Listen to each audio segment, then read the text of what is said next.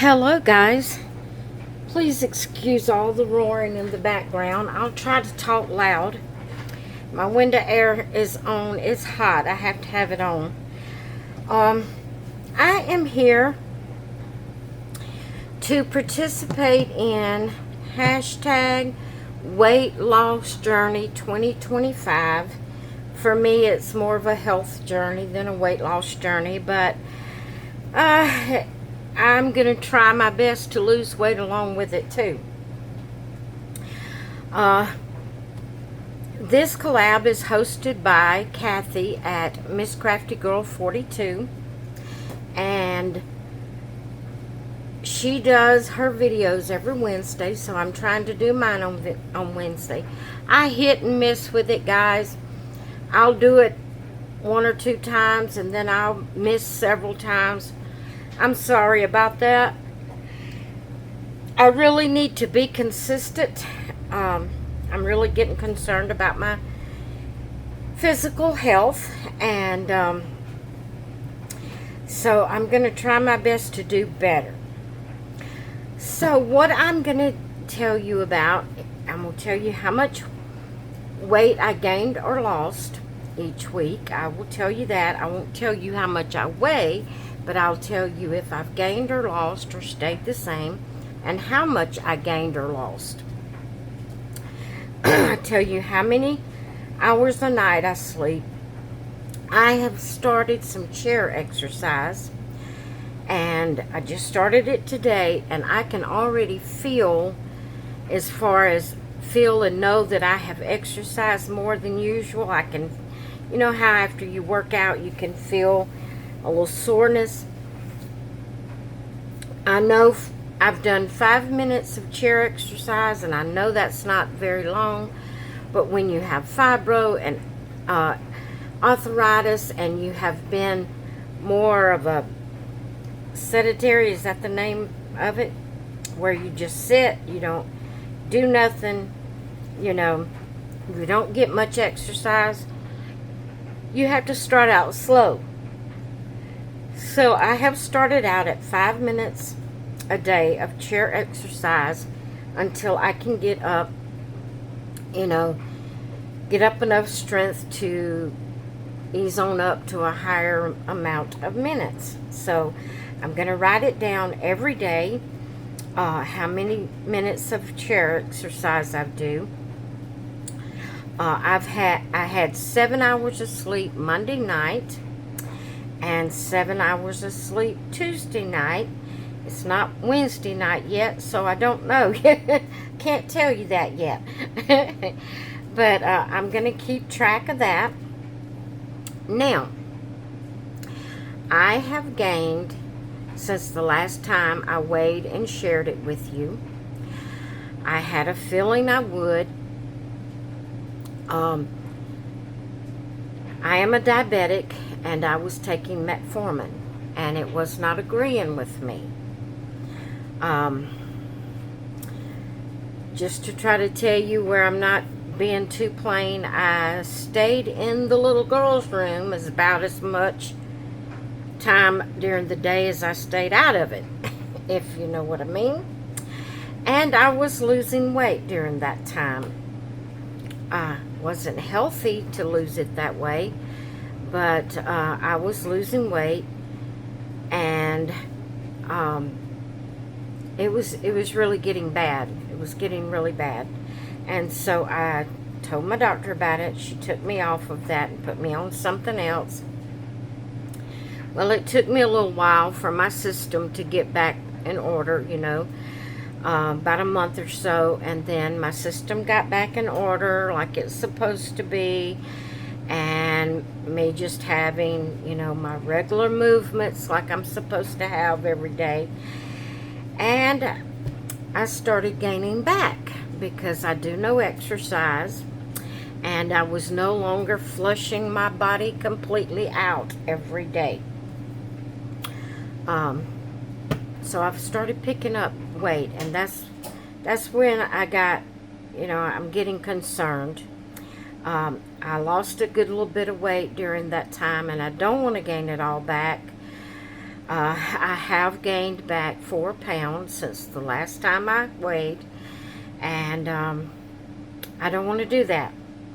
So, like I said, I've added the chair exercise. I'm going to do the 5 minutes until I feel like I can go up to maybe 8 minutes, 7 minutes, 8 minutes. You know, I'm going to gradually increase it.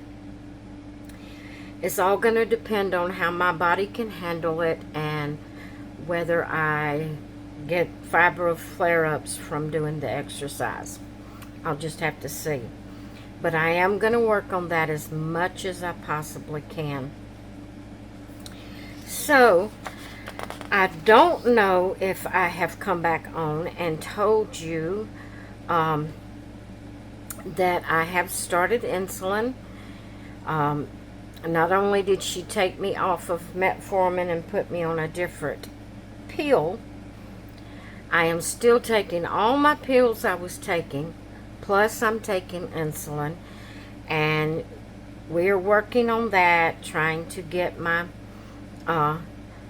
my sugar down like it needs to be. So this is starting from the 1st of July. My sugar was 209. The 2nd, it was 226. The 3rd, it was 198.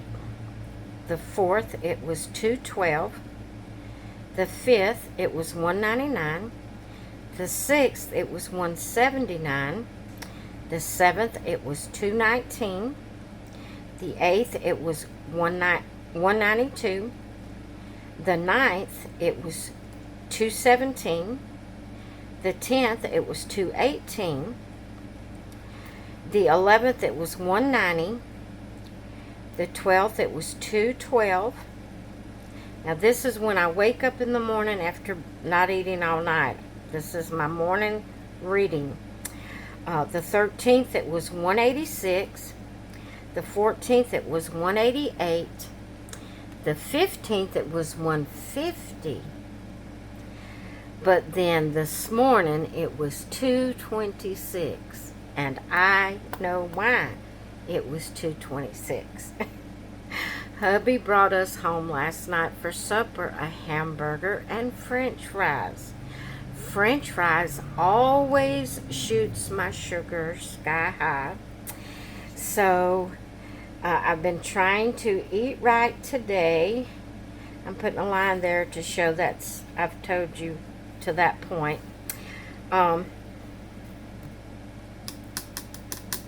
I've been trying to eat right today, and we'll see what it's going to be in the morning. I am on insulin, and she's increasing it by 2 units about every 3 days until we can get it at 180 steadily,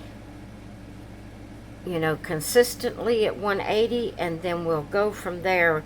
When we reach where we can keep it consistent at 180, up to that point, we are, like every 3 days, we are increasing my insulin 2 units.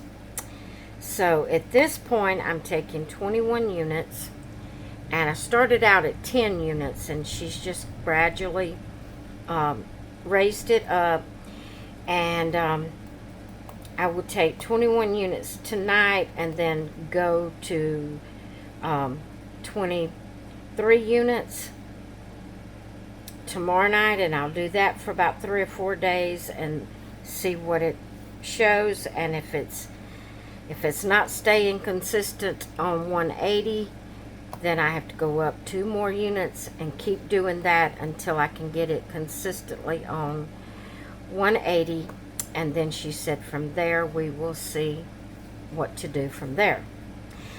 So that's my sugar, that's my weight, that's what I have slept, the hours I have slept at night for this week. My exercise for today, I will have more of that to tell you next week. I would like to talk a little bit about my mental health. Um,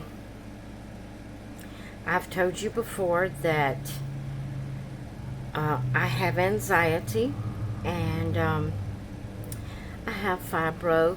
Fibro causes your anxiety to increase. It causes depression to increase. I do have depression occasionally. It's usually just on an everyday basis. I'm fine. I don't feel depressed. I don't feel down and out. On a normal basis. It's usually when something has happened, and it usually triggers fibro, and then when fibro kicks in, all of these other things just increases. Fibro increases all of these other things that takes place in your body and your mind. There has an incident happened this week, and because of it, yesterday I was so off with fibro fog that I couldn't think to get my words out. It was just kind of really bad yesterday with trying to get my thought process, my thoughts out, the process of it, getting it in words and bringing it out. It was just really bad. Yesterday causes you to be in more pain when fibro flares up, and there are triggers that causes you to go into a fibro flare-up, and a lot of times emotional things that happens and take place that upsets you, and it triggers all of these things in your mind, with this fibro, and you just get to feeling, a little depressed, a little down and out, insecure. You get to feeling like, nobody cares. And I have been kind of going through that this week. I realize where it's coming from, and I'm trying to deal with that and get all of that worked out in my mind, so all of this will straighten out. But there is something I want to talk about mental health, or about health in general, I guess you could say, and that is the staying at home part of it.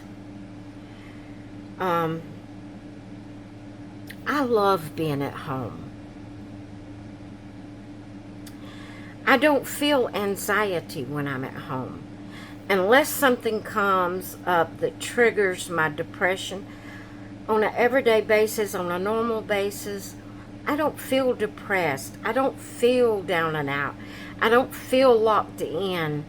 I enjoy being at home. I love being at home. I don't have the anxiety that I feel when I have to leave and go outside of my home. So, what I'm trying to bring out is, what is wrong with staying at home? Is it unhealthy to never go anywhere unless I go to the doctor when I have to. If I can get, information and get something done through the website or on a video call with the doctors, if they'll do that, I would prefer to do that than to get dressed, get in my vehicle, and have to go to the doctor's office. But you can't always do that, Sometimes you have to have blood work and different things done that requires you to be in person at the office. So that's the only time I get out, is when I have to. And what I'm asking is, if I love being at home, if I enjoy being at home, if I'm not feeling depressed and feeling locked in and feeling like I'm going to go crazy if I don't get out like I used to do back in the day, If I am happy and enjoying myself at home, is it unhealthy to stay at home? A lot of people don't understand it, and they think I need to get out. They think I need to go do things by myself, apparently. I don't know. I get confused because I love being at home. I'm not desiring to get out. I'm not feeling like if I don't get out of these walls, they're going to close in on me. I'm not feeling depressed. The only time I feel depressed is when something happens and it flares up my fibro or my emotions, you know, just naturally without it being a fibro flare up. You know, sometimes things can happen that will get you down emotionally. And that is the only time I feel depressed. On an everyday basis, when there's not things that triggers all of that, I love, you know, I love my life. I love my crafting. I love my doll hobby. Can you tell me what is wrong with me staying at home? Is it unhealthy for me to stay at home? Now, I know I need exercise, so that's why I'm going to try to pick up my exercise and do, you know, start doing some exercise in the house. I'm going to try to start walking out to the mailbox more often. You know, I'm going to try to do these things to get in some exercise. But why would I have to get dressed, get in my car, and leave my house when that causes me anxiety? And when staying at home, I feel peace, I feel comfort, I feel joy, I feel happiness. I enjoy myself. So why would I need to leave my house? And especially by myself. You know, I've got to the place, I haven't drove by myself in so long to, you know, I feel that nervousness and that fear and that anxiety when I have to get out there in the car by myself and go somewhere. I just can't see where it would be necessary for me to leave the house, leave the yard, when I enjoy myself here. I'm not feeling depressed. I'm not feeling down and out. You know, it's only when we all have things that happens in our life that, you know, makes us feel bad and feel kind of a little down and out, and, you know, but on an everyday basis, the majority of the time, I am totally happy and content in my house. And I would like to know your opinion on that. How do you feel about that? Do you feel like it's unhealthy for me to stay home when I enjoy it so much and I'm not feeling depressed and down and out? Why would it be unhealthy? I would just like to know your opinion. So anyway, that is my starting out again in my weight loss journey, and it is going to be a weight loss journey. I may not ever lose a pound. I may gain. But it's my weight loss journey because I'm going to try to lose it. Like I said, I stay in the house.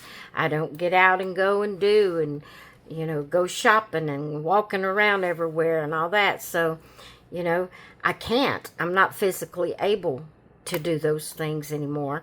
And so therefore, you know, it may be hard for me to lose weight, but I'm gonna try. I'm gonna try to watch what I eat. I'm not gonna write it down because I find I cannot keep up with that.